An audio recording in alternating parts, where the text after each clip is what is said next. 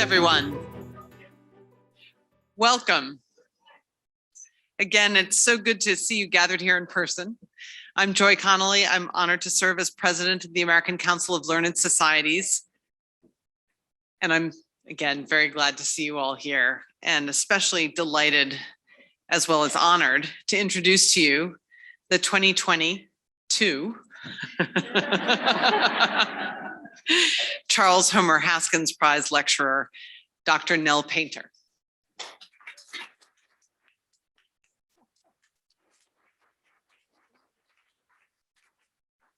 We're so grateful for Dr. Painter's presence in this, the 40th year of the Haskins Prize Lecture Series. The Haskins Prize Lecture, as those of you who are familiar members of the ACLS community will know, is an unusual event. It's not designed to showcase the products of the winner's scholarly research. It's rather a unique opportunity for a scholar to present and reflect on their own experience. So every year, the executive committee of the delegates of the council selects a lecturer with much discussion, it can get very intense, who can answer the call, and I quote, to reflect on a lifetime of work as a scholar, on the motives, the chance determinations, the satisfactions and the dissatisfactions of a life of learning, and to explore through one's own life the larger institutional life of scholarship. We wish the speaker to share with other scholars the personal process of a particular lifetime of learning. This year, I should say, picking up on the lessons that we've learned during the rapid switch to creating online communities starting in 2020, we're also making the Haskins Prize Lecture available via Zoom, and we hope to sustain greater accessibility and broader engagement, balancing just ever so slightly the social and institutional inequities that characterize our world today that make it impossible to bring all the people together in person we would like to have together in this room today. The future is by definition dynamic, and there are many reasons for us to look ahead in a spirit of optimism and courage. That spirit and a refusal to remain static, a refusal to stay in familiar grooves are all qualities of our 2022 Haskins Prize lecturer that make her words to us today particularly timely and important. So with just a few words about her stellar career, let me celebrate Dr. Nell Irvin Painter, Edwards Professor of American History Emerita at Princeton University. Dr. Painter took her undergraduate degree in anthropology from the University of California at Berkeley. She explored French medieval history at the University of Bordeaux and followed up with a program of study at the Institute for African Studies at the University of Ghana. After receiving her MA at UCLA in African history, she took her PhD at Harvard University in American history. Her work at Harvard set the stage for her wide-spanning interest in the contemporary resonances of history, including an article for the New England Quarterly about Jim Crow. She held faculty positions at the University of Pennsylvania, just a little bit to the east of us, the University of North Carolina at Chapel Hill, Hunter College, and Princeton University. She's the recipient of numerous honorary degrees, including from Wesleyan, Dartmouth, SUNY New Paltz, and Yale. Throughout her career, Dr. Painter has influenced scholars and members of the public. Her books are the kind of books that people read and discuss excitedly over dinner at dinner parties, as well as in the graduate seminar room. Among her, spanning all audiences, all imaginable, sometimes overlapping. Among her best-known recent books are the widely reviewed and highly regarded The History of White People, published in 2010, and Creating Black Americans, African American History and Its Meanings, 1619 to the Present, published in 2006. She's edited Sojourner Truth's narrative and Harriet Jacobs' Incidents in the Life of a Slave Girl. A new collection of 50 years of essays, I Just Keep Talking, it's a wonderful title, is forthcoming soon. Her books are matched by an impressive span of articles and essays, including Soul Murder and Slavery Toward a Fully Loaded Cost Accounting, which appeared in US History as Women's History, New Feminist Essays, and won the Brown Article Prize of the Association of Black Women Historians. But as I said, Dr. Painter is extraordinary not only because of these academic achievements. She is a person who follows her creative impulses and makes her own paths. As well as attaining eminence as a leading historian of the United States, she is an accomplished visual artist and a public intellectual. She returned to the classroom and studio once again, fulfilling a fantasy I have to confess to. This is just, I'm sure I'm not the only one in the room. She received her BFA degree from the Mason Gross School of the Arts at Rutgers and her MFA from the Rhode Island School of Design, both in painting. These experiences informed her 2018 book, Old in Art School, a memoir of starting over. I suspect your fellow students would not have agreed with that title. Over 32. I hear you. Well, history is usually thought of as an art of words, but in the hands of a historian who's also an artist, history is also an art of images. Creating Black Americans is an outstanding example of a book that draws on Black art to illuminate its arguments and more. It tugs its readers into the scenes and themes under discussion. Charles Alston, Jeff Donaldson, Romare Bearden, Faith Ringgold, to use the work of these artists in a published history, to quote her words, puts Black people's conception of themselves at the core of African-American history. Dr. Painter's own art is beautiful, often breathtakingly so, and thought-provoking. It incorporates the personal and the social. A 2019 solo art exhibition at the Harvard Center for Government and International Studies united all 8 pieces of her Black Sea composite series for Odalisque Atlas, White History as Told Through Art, an imagined topography of interconnected spaces of sexual vulnerability set against the backdrop of the Black Sea and its Caucasian toponym. Black Sea Composite was concurrently exhibited with Freedom from Truth, self-portraits of Nell Painter. In a conversation with one of her own students, Walter Johnson, for the Boston Review, Dr. Painter shared her personal journey through her dynamic career path. She said, and I quote, "Education as a theme runs through the experiences of my 2 coexisting personae. Nell Irvin Painter, certified by the American Historical Association as a scholar of distinction, earned a PhD in history from Harvard, an educational marker that states its own terms. Nell Irvin Painter, PhD, is very well educated. And both Nell Irvin Painter and Nell Painter continue to enjoy the process of self-education known as reading." Wonderful sentence. Nell Irvin Painter no longer writes scholarly books, but her reading still inspires the eyes and hands of Nell Painter, artist, as in my current project. Don't ask me what it is or will become, because I don't know.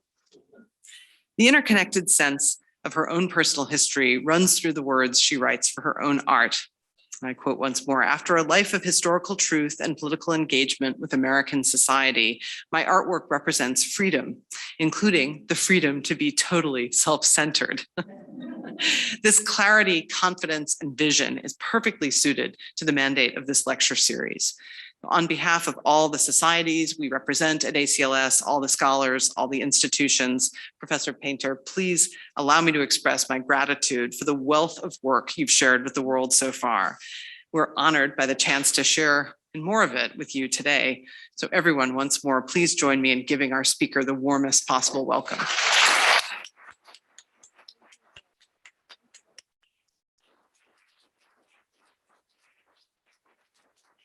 Thank you so much. Thank you so much. Thank you. I want to give you just one word of warning. My husband and I have just finished moving. So if I collapse, I have a chair here. Thank you, Joy. And thank you very much to the American Council of Learned Societies. Back in the 20th century, I actually was lucky enough to receive a grant, which helped my scholarship very early on. My talk is called Ego Histoire 2, because Ego Histoire 1 was published in a collection some years ago by Deborah Gray White, by African-American women scholars, and I was the oldest. I'm always the oldest now. And I'm fine with that. It's a good thing I didn't die young, meaning it's a good thing for my reputation that I didn't die during the full-blown era of default white male, of segregation and discrimination and disappearance that wound down only yesterday. I would have evaporated from memory, just another Black woman scholar, invisible to history and historiography. So much in me, a dark-skinned Black woman, always very smart, born in Houston in 1942, was suited for disregard. No family drama. My parents, born in 1917 and 1919, stayed married for 72 years until my mother's death. We were never poor, though never rich, and physical violence and addiction played no part in my family. My parents supported me emotionally and materially for more than 40 years. There's not much in my life to match what my country likes to recognize as a Black narrative of hurt. I don't fit that narrative, and my unfittedness affects the way I write, paying close attention to particulars of times and places and individual experiences, and hesitating before generalizing or assuming the inevitability of trauma. I remember speaking about Old in Art School, my memoir, in Seattle with a wonderful, warm audience, largely of women. A questioner asked me, what do I do for healing? Nothing, I said. I'm not wounded. Astonished silence followed. My Blackness faces a different way. Mine is a Blackness of solidarity, of community, of connectedness to other people who aren't known to me personally, of seeing myself as a part of other people, other Black people. My Blackness also brings with it an understanding of how other people see oneself, a seeing that can be hurtful, but not one's own fault. What W.E.B. Du Bois called two-ness is not merely an exhausting from the inside, from the outside identity, but also an ability to understand more than one way of seeing oneself in the world. The history of that inside-outside seeing brings with it strategies, armor, usually communal, for fending off hurt. Those strategies of protection aren't as robust as society's strategies of meanness, which are legal, financial, and personal. But ours are better than nothing, better than going into a cruel world unarmored and alone. I wish so many millions of other Americans weren't so wedded to an individualist identity and could understand themselves as more connected to other people locally and nationally, and less having to do with guns and not caring about how one's behavior endangers other people. My Blackness celebrates itself through creative art, through music, dance, painting, talking, writing.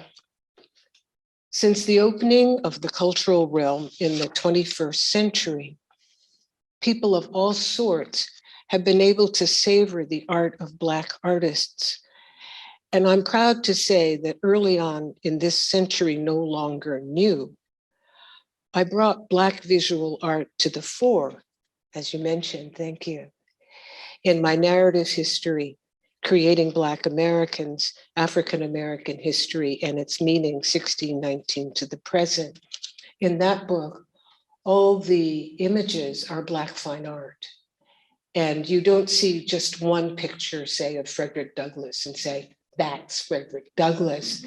You see three, and they say, some artists thought Frederick Douglass should be seen like this. Some artists thought Frederick Douglass should be seen like that. Some artists, you understand? Yeah. Black history is full of pain, but it's full of something more. Art. Since my years in art school, I've been adding to that legacy through my own visual art. I think it's right to tally up the injuries of slavery to the enslaved and their descendants in psychic and material terms, to the nation and its politics and social norms. What lives with me, specializing in post-Civil War history as a historian, are the wrongs that came after slavery and that live with me as experiences in my historical research. The terrorism, the lasting imprint of the politics of white supremacy enforced through terrorism, experienced for me intellectually, but harrowing nonetheless. I lived with the insults of the era of segregation, the grudging thrown togetherness of my parents' college, even though its little library inspired me from before I was born. The economic scrimping of my family in the early 1950s to purchase our first home at 61st Street and Telegraph Avenue in Oakland, because the FHA did not extend its favorable mortgages to African Americans. The automatic discounting of one's worth. As a historian and visual artist, I have prospered thanks to hard work and essential allies such as Janetta Cole and Linda Kerber, who preceded me. Well, they had to do it virtually, but who preceded me at this podium, who have been my colleagues and my friends since the last century. I've had essential allies along the way, but I know I have seen how the habits of sexism and racism discouraged others, and how the injuries of class held other women back, even held them down. In my final analysis, my own personal sorrow for my country's ways with race trace less back to slavery than to what came after in the decades of exclusion, extending into my own life. I want to tell you some things about me that have influenced my life's choices and thereby my work, what I have written as I just keep talking over the course of more than 50 years. And the fact that nowadays my talk is visual as well as verbal. And I want to tell you when and where it was and with whom I was when that shaping, that molding took place. My family's roots reach back to Ascension, Baton Rouge, and St. Landry parishes in Louisiana, Low Country, South Carolina, around Charleston, and Harris County, Texas.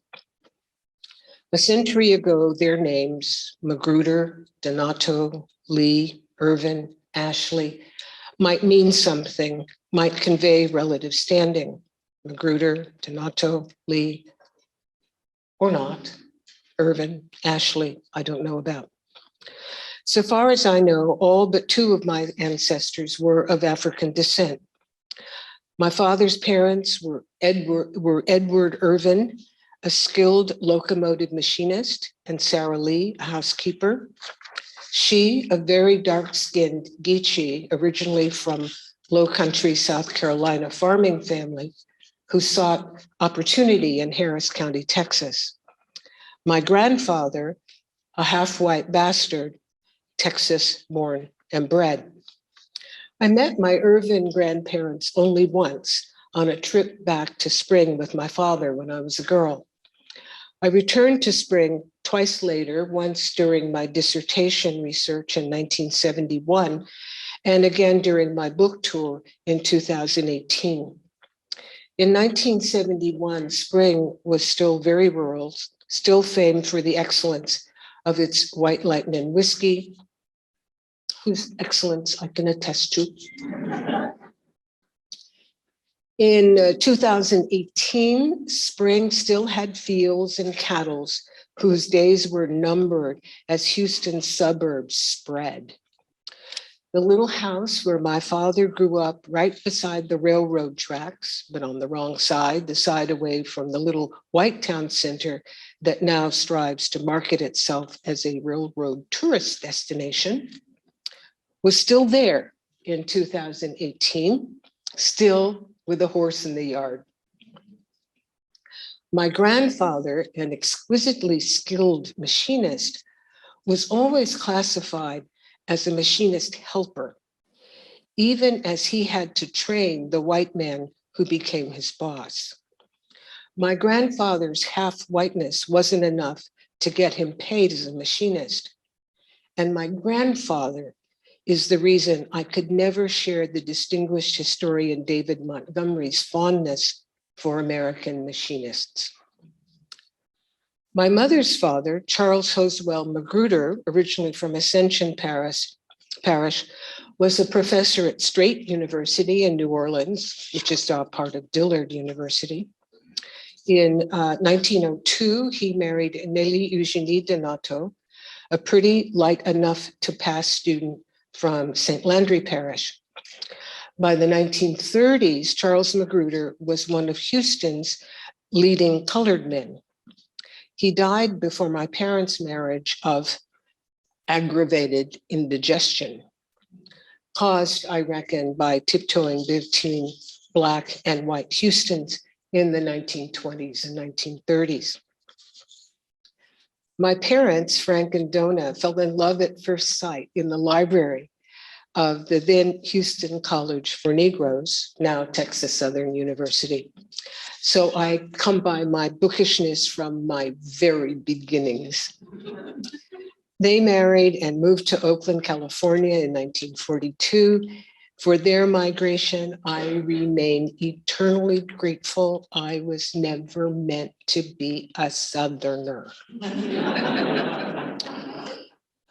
Frank and Donna didn't escape right away before I was born in the Houston Hospital for Negroes, an institution that Texas had named specifically to let you know that it was meant to be special, special as in lesser, as in separate, not intended to be equal, one of many Southern institutions created after the Second World War. Texas jerry-built my parents' college, the Houston College for Negroes, under another trivializing name. Frank and Donna escaped to the San Francisco Bay Area. They stayed married. I was their only surviving child. Tragedy made that so, for my older brother, Frank Jr., died during a routine tonsillectomy. Tonsillectomy, then the right thing to do for one's children. My brother didn't survive his surgery, but how do your parents survive the loss of their son? Picking up his body in death, not life. How could they get to the next day? How could they carry on from this unbearable grief, as my colleague in Princeton, Elaine Pagels, has termed it? Frank and Donna gave me the same reply every time I asked. We had you, they said to me. They poured all the love they had for one lost child into me now, endowing me with the love of two children. Two children's love, two children's expectations. From my earliest childhood, I flourished with the bounty of love for two children, not just one. And in the mid-20th century America I grew up in, I needed it all. How did this play out for me as a young woman around 1960? Any of you remember 1960? Let me see your hands if you were alive in 1960. Okay, but a lot of you weren't. All right, thank you. First of all, I have to say it wasn't all sorrow. I belong to Black communities at our Downs Memorial United Methodist Church of civic-minded peers, with the Berkeley teens around my parents' friends and art-minded friends in high school. During my time, Oakland Technical High School was turning from all white to all Black, with my cohort right in the middle of the transition. Tech was still largely white, but strictly tracked, segregated internally. Its physical plant was well tended and its teachers were excellent and experienced. Half a decade and a new high school in the hills later, Tech was all Black. The expert teachers who had taught me in AP classes that gave me a head start at the University of California had moved on to the new high school, the white high school in the hills. I got a first-rate high school education, but after my little lifetime of only Black isolation and loneliness in my severely tracked gifted classes, I wanted a change. I wanted to go east to Howard University, where my mother's brother had studied to be a doctor. I applied to Howard and was admitted. The dinner at home took Howard away from me. And a good thing it was, too, given the times. The Irvins had a scholarly guest at dinner, the distinguished Howard University sociologist, E. Franklin Frazier, who was teaching summer school at Cal. My father, longtime chief technician of UC Berkeley's College of Chemistry, and though not on the faculty, was a sort of magnet for Black faculty and graduate students in the sciences. We often hosted Black American, African, and international students in the sciences. A few years earlier, Professor Frazier had published The Black Bourgeoisie, that was in 1957, a scathing critique of his subject's grasping materialism and shallow political awareness, a book that accorded with the Irvin suspicions about their peers. At dinner, I proudly announced to him that I was going to Howard. Professor Frazier sat me down and decreed, "Nell Irvin, you are too smart and too dark to go to Howard." And he was right, of course. In the era when women were expected to gain their MRS degrees in college, and every Black man with class standing sought as light-skinned as possible a mate. Just look around. I hadn't paid close attention to this pattern, and even though it held in the marriages of my parents' friends, my own dark-skinned mother had snagged a light-skinned man by dint of extraordinary beauty and perhaps the gloss of a respectable, cultured family, though reduced in means after Donna's father's death, bringing her from Prairie View A&M to Houston College for Negroes. E. Franklin Frazier saved me from the maw of Howard University's voracious, vicious colorism. For light-skin preference wasn't so pernicious at Cal Berkeley, where I went, because I was smart and proud of it. At Cal, I was on the edges of a proto-Afrocentric movement, the African American Association, which was mostly the speaking on campus of the lawyer Donald Worden, who wasn't a student, but whose lectures filled a gigantic void around Blackness on campus. A standout of that circle was my fellow undergraduate, the late Cedric Robinson, who became a prominent scholar of Black Marxism. Like so much Blackness in those days, the racial default was male. That assumption, that merging of race and gender, permeated Black organizations, informal as well as formal, in the early 1960s. And I still wonder if sexism saved me from an affliction of Black manhood. too deep a fascination with whiteness as male, and too much seeing oneself through the eyes of white men. That was my thought decades ago, hearing and reading Eldridge Cleaver. Returning to Frantz Fanon, the same thought crosses my mind.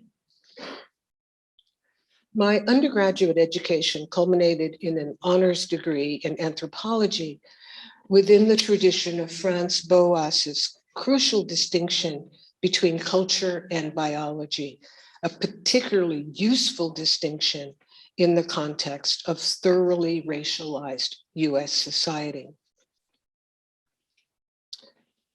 The Bay Area Irvins were a left family of proud progressives, an identity whose sources I find in Oakland's traditional progressivism. Did you see recently when that convoy of trucks and everything went through Oakland? Oakland people threw eggs at them? Yeah.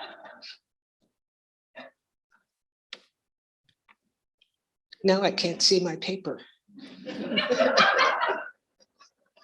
Okay. Eggs.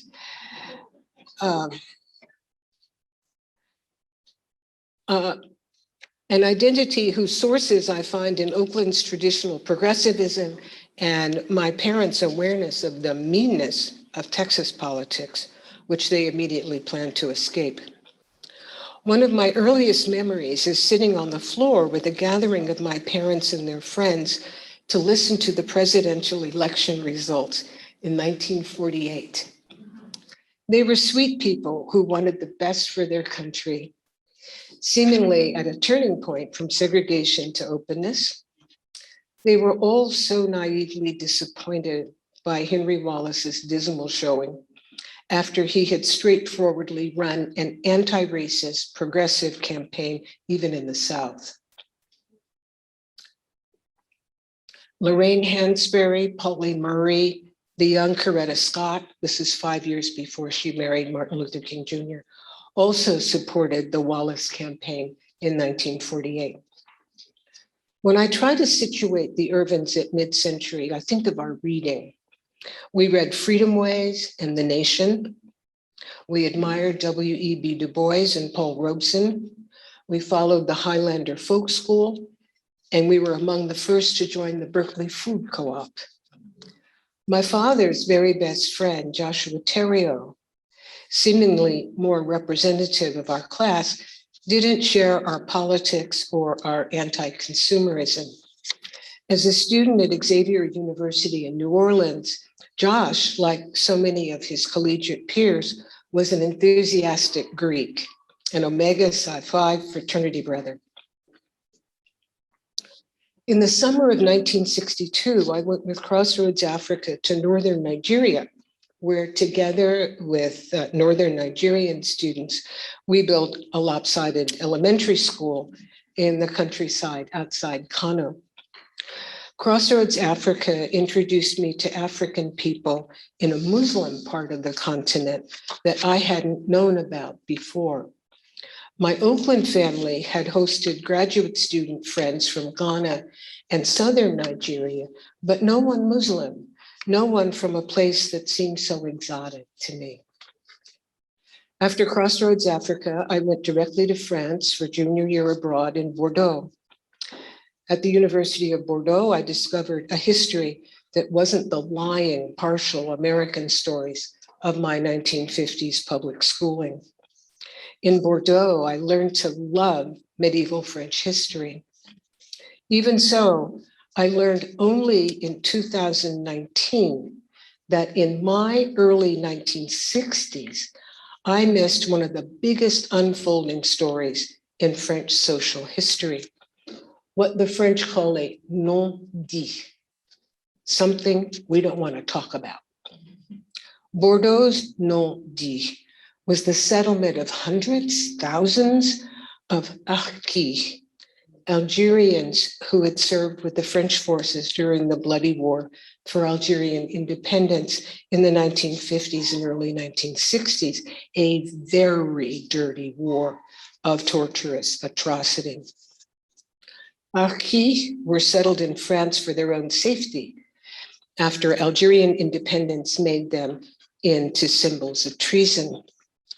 Thanks to reading The Nation, I already knew about French torture in that war, but nothing prepared me to see this aspect of post-Algerian war in Bordeaux, the city where I was getting to know France's storied medieval history.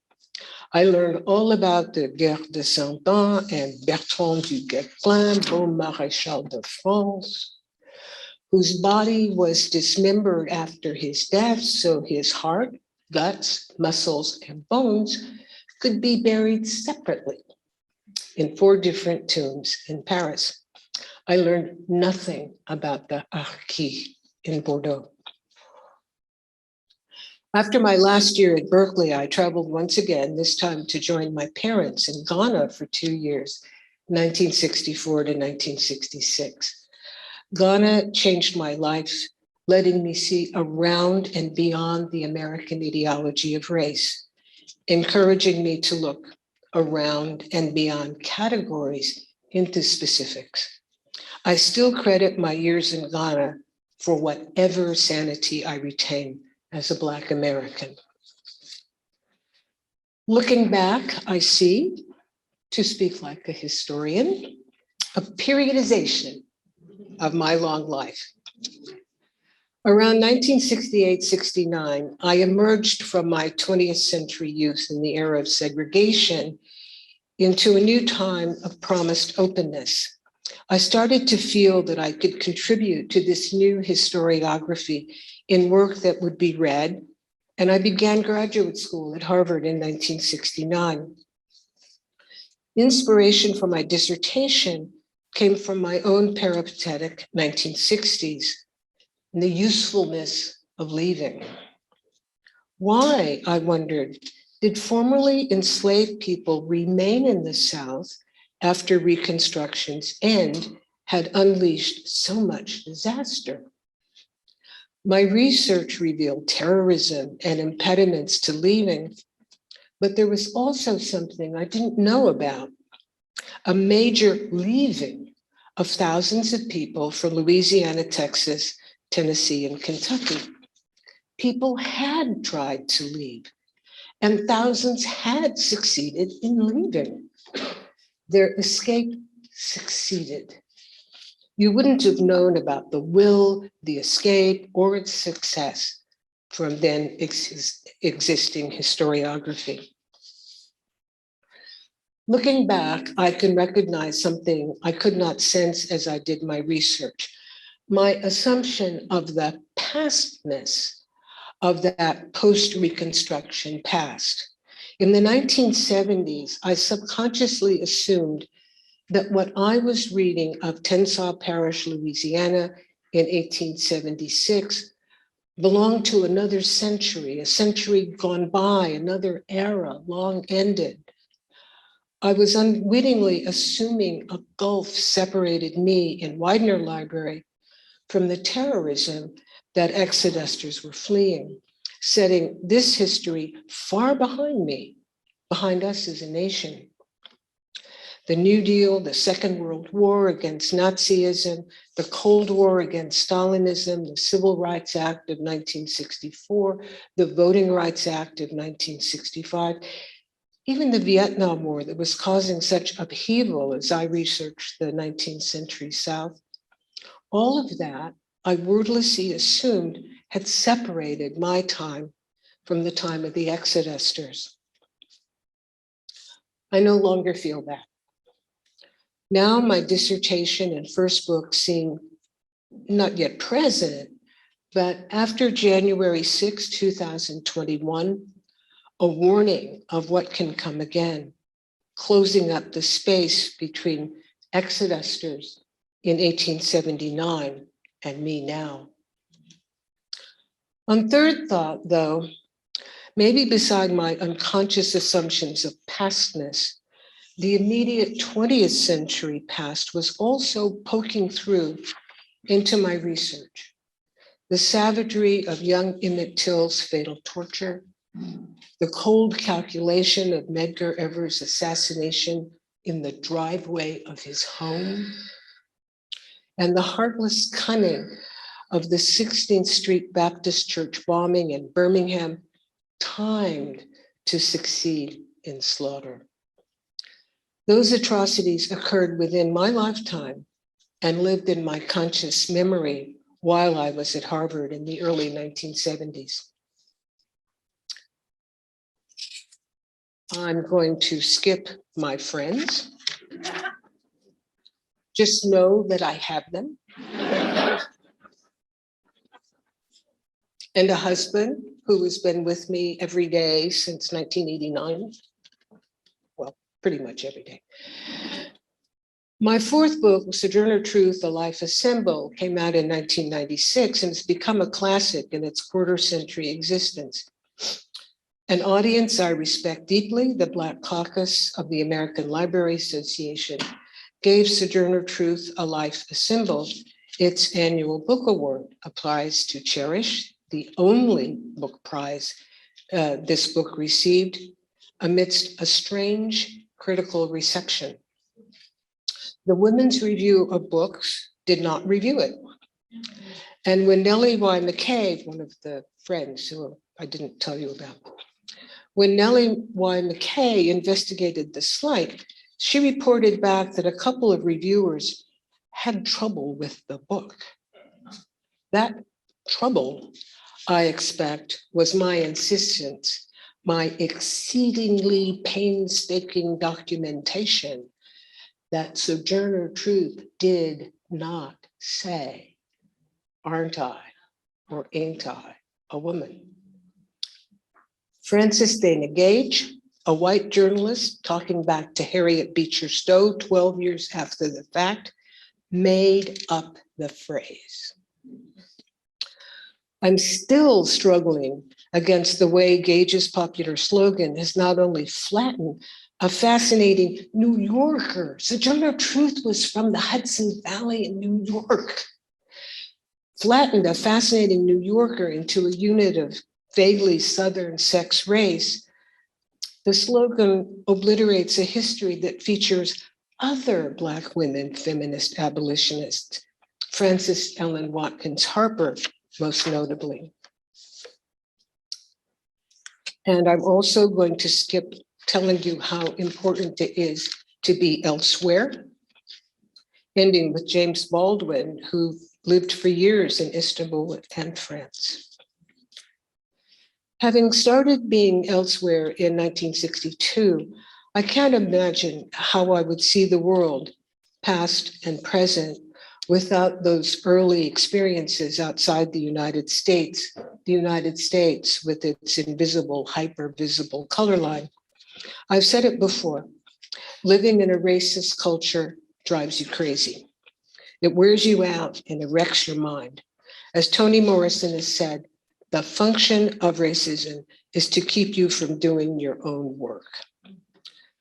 Not that other countries are unracist, but other countries have their own forms of bigotry that don't make me the token.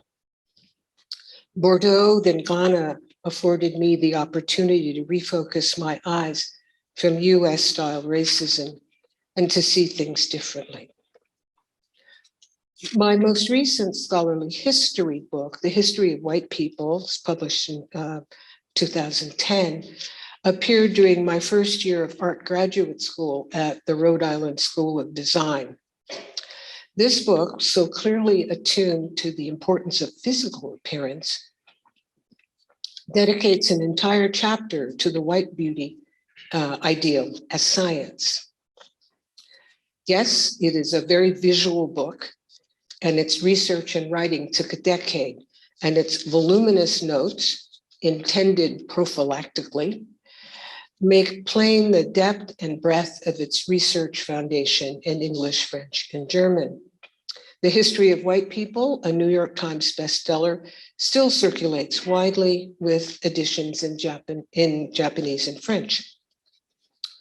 What it is, the work of a Black historian that concentrates on white people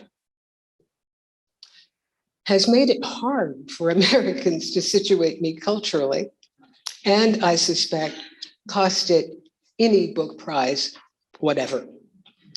It's as though Black scholars are supposed only to write about Black people, and not to do so becomes almost suspect, a motive for questioning that scholar's race bona fides. But I know I'm not the first or the last.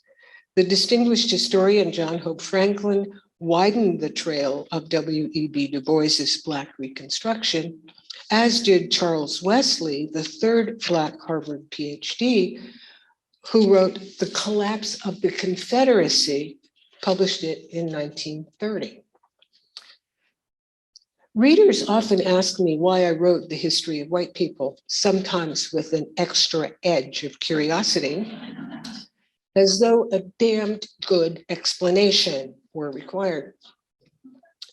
As with my Sojourner Truth biography, my impetus for The History of White People came from a question in my mind.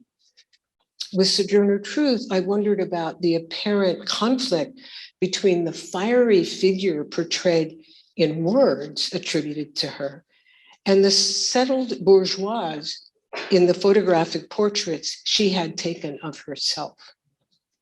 In the case of History of White People, I wondered why white Americans were called Caucasians when few knew who and where actual Caucasians were.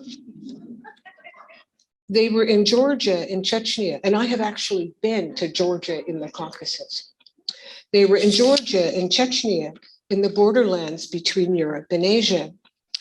Places now in the news of the war in Ukraine, like Crimea and the Sea of Azov, are familiar to me as the terrain of the 1,000-year white slave trade that's so embedded in the use of the word Caucasian for white people. When the Russians were bombing Grozny in Chechnya, I wondered why white people, American white people, were in effect called Chechens. Usually the answer came back that white Americans thought they should know, but were too embarrassed to ask. Or they skipped over my question and accused me of wanting to get back at white people after all the terrible things white people had done to other people. Was I writing my book as a Black person? I would say self-righteously that I was writing as a historian. Then when that got tiresome, I'd say, what are my options? I was about to show the ridiculousness of the question and to say that I was writing as a white man, but the questions died down. And maybe the quieting was due to President Obama. My hundreds of pages explain how conceptions of white race have changed since the scientific notion of human races was invented in the 18th century Enlightenment. My American readers have had tremendous difficulty grasping the fact that definitions of white race have changed with time and place. They think that race is somehow permanent and biological rather than a malleable ideology. Quite aside from the actual existence of racism, so many Americans are convinced that race is real, white race, Black race, other race, and somehow unchanging. The hardest part to convey is that a century ago, educated Americans believed in the existence of more than one white race. The 2010 publication of The History of White People marked the second watershed in my personal periodization after my emergence from mid-20th century segregation into scholarly history in 1968. After 2010, I had, for the first time in my life, a plan. First, a BFA from Mason Grove School of the Arts at Rutgers, and then an MFA from the Rhode Island School of Design, then making art worth serious recognition. My father had always encouraged my art, My mother, who taught me to write, also showed me how to start over at retirement and to use the word old in a book title. She she published in 2002 her memoir called I Hope I Look That Good When I'm That Old, which is what people said to her all the time. When word of my plan spread among my friends and colleagues, they were envious, leaving the gray halls of scholarship for the excitement of art. I would say outrageous things and wear outrageous clothes, technicolor scarves that would billow out in the wind. Would I please report back? And report back I did with Old in Art School, a memoir of starting over.